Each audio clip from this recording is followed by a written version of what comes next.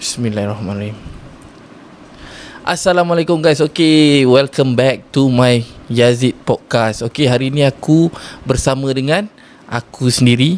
Okay, minggu ni aku tak ada guest. So kalau macam biasa, bila aku tak ada guest, aku akan ceritakan cerita-cerita seram untuk korang. So minggu ni aku bawakan satu cerita daripada seorang budak aku punya follower. So dia ada hantar aku beberapa cerita yang menarik lah. Okay, tanpa aku membuang masa. Oh, okay, kejap. Sebelum tu, korang jangan lupa like, subscribe. Okay, terima kasih. Dengan like, subscribe korang tu, korang buatkan aku lebih bersemangat nak buat video-video dan konten-konten.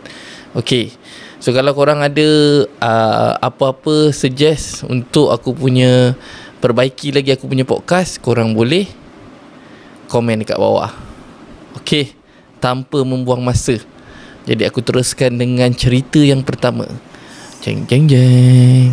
Cewa konon kan.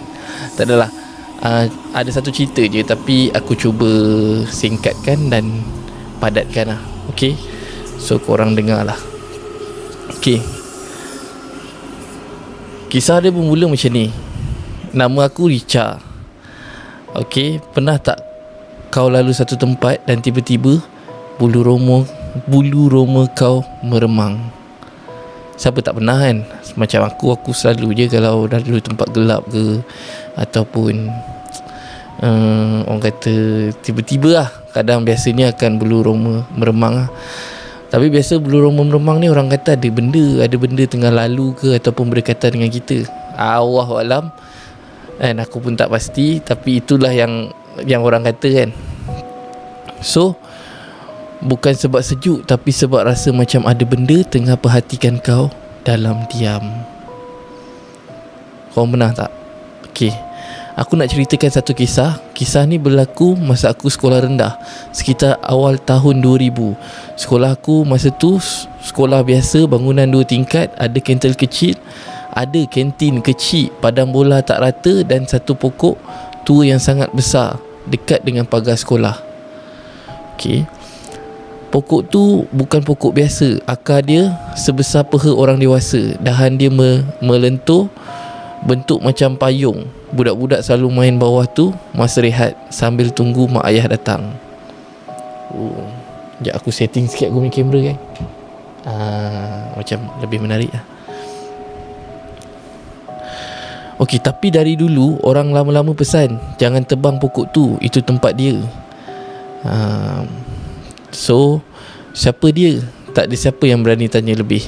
Tapi bila guru besar nak besarkan kawasan, pokok tu akhirnya ditebang juga. Dan hari pokok tu ditebang, tiba-tiba langit gelap, awan bergerak pekat. Aku rasa ni kebetulan kot. Angin kencang, hujan turun macam nak robohkan sekolah. Dan sejak hari tu, sekolah aku berubah. 2 hari lepas pokok tu ditebang, satu murid tahun 5 tiba-tiba menjerit masa tengah buat latihan. Bukan jerit biasa, jerit dia panjang macam sedang diseksa.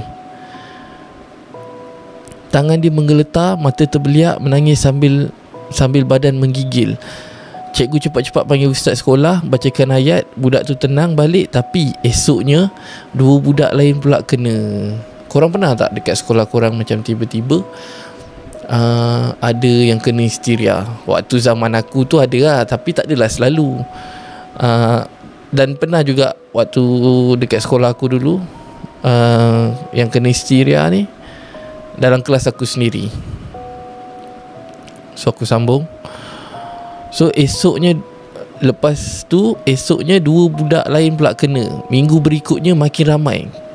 Kadang masa tengah perhimpunan tiba-tiba ada murid tumbang. Kadang masa tengah rehat dengar jeritan dari dalam tandas. Dan yang paling seram, cikgu pun kena sekali.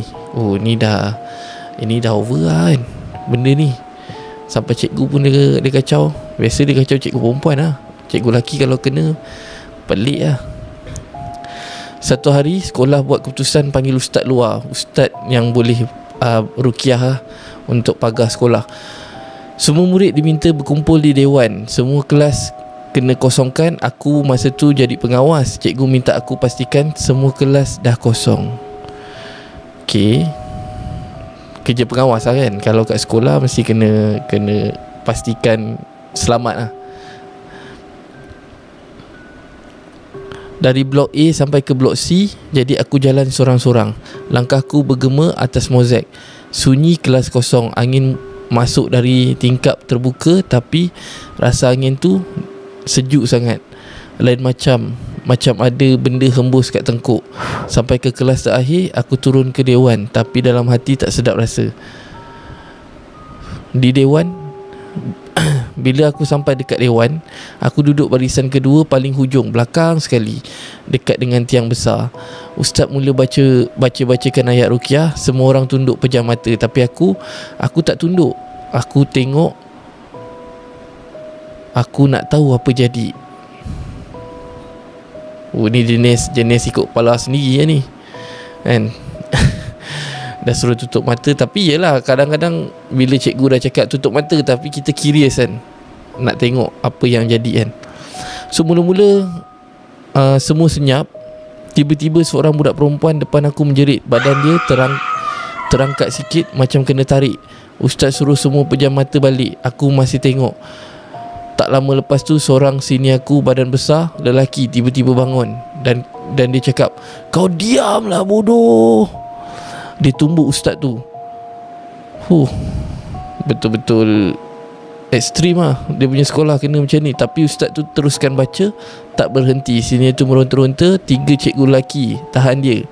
Aku sempat bisik dekat dalam hati, "Fuyo." Tapi belum sempat habis kagum, budak kanan aku tiba-tiba menjerit, menangis sambil cakar-cakar lantai.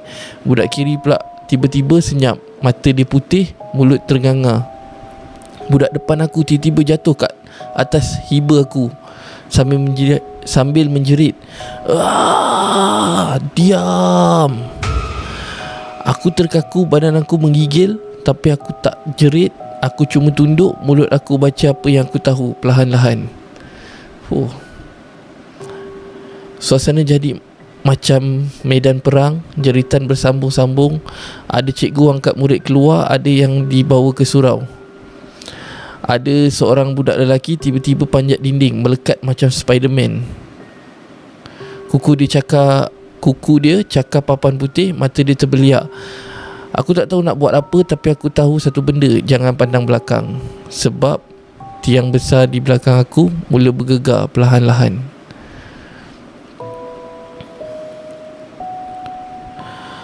Lepas sesi ruqyah habis, ustaz bagi kami balik ke kelas. Dia pesan kalau rasa badan tak sedap, terus ke surau, jangan tunggu. Kawan aku pegang bahu aku. Dia cakap, "Weh, aku rasa penat lah, badan aku rasa lain."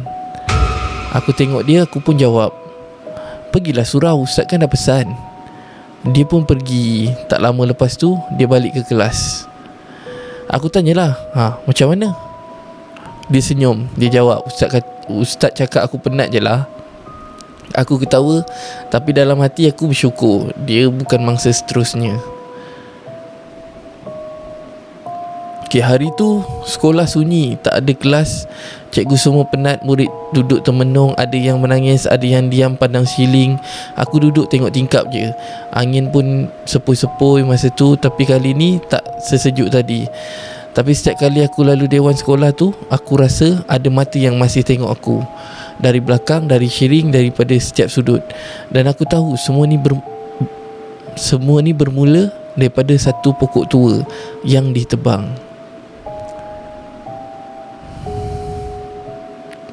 Mungkin pokok tu bukan sekadar pokok. Mungkin ada sesuatu yang selama ni menjaga tempat tu.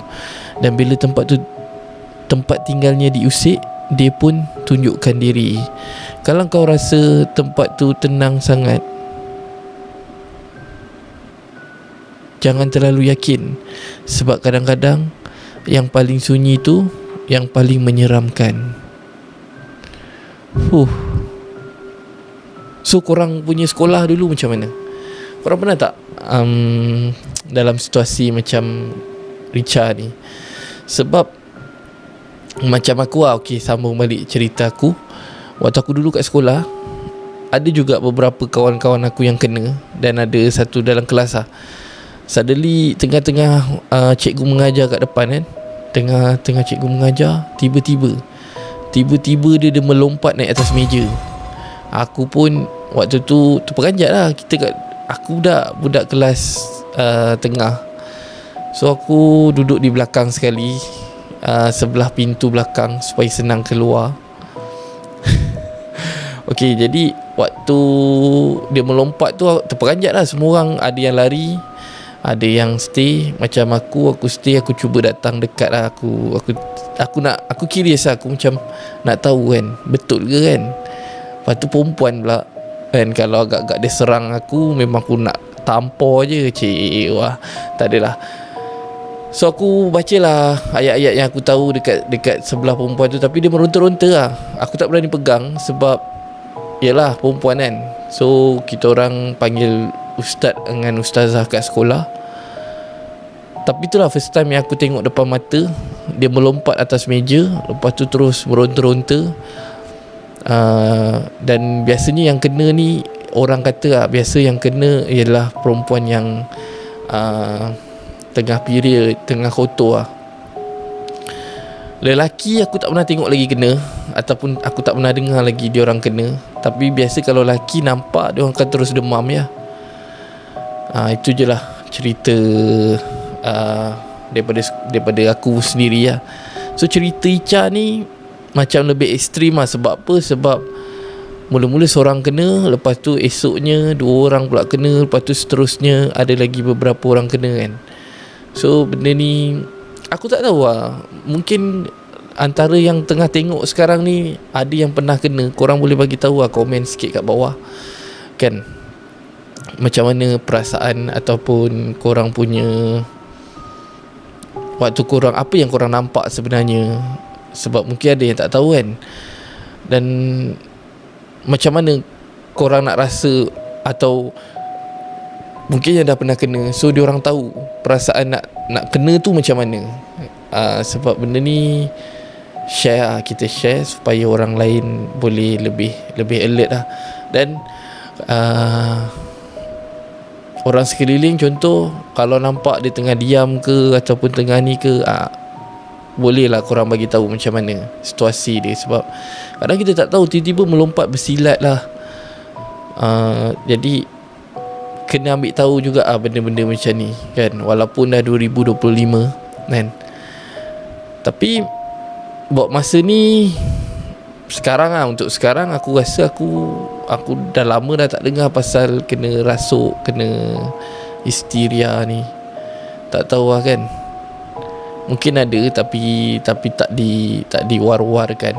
Sebab kadang sekolah, kadang tempat kerja kan, jadi diorang tak nak orang luar tahu. Betul tak?